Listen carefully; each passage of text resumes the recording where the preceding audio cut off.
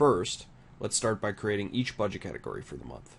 You have two types of categories: income categories and expense categories. Let's start by creating our income category. Here we will place our paychecks and other forms of income.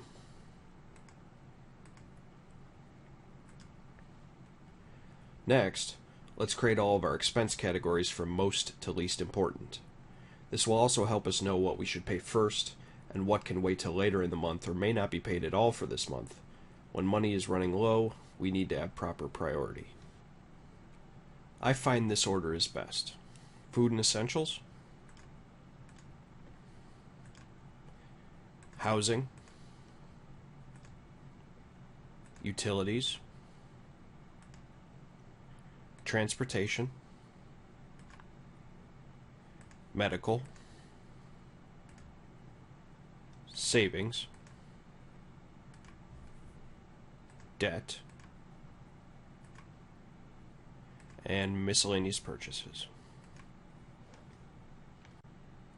Other categories exist for you to choose from, but these are the absolutely essential categories for most people who need to eat, own their own home or rent an apartment, have a job that requires them to drive to work, have debt they need to pay down, and also have to save for a rainy day. Those categories in that order are a great starting point for a basic budget. Now is a good time to remind you that it's always a good idea to save early and to save often. That way you can revert to a recently saved budget if you make a mistake. I'm going to save my changes now.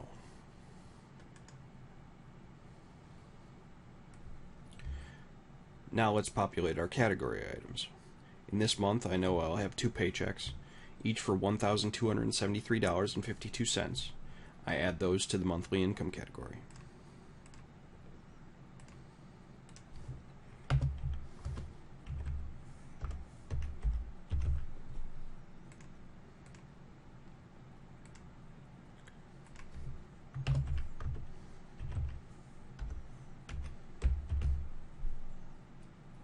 I also know I spend roughly $300 on groceries in a month and $100 on restaurants.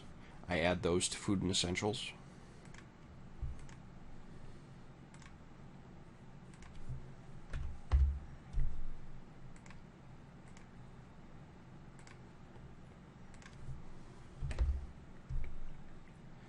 I know I spend $752.13 on my mortgage and roughly $50 on house maintenance. I add those to housing.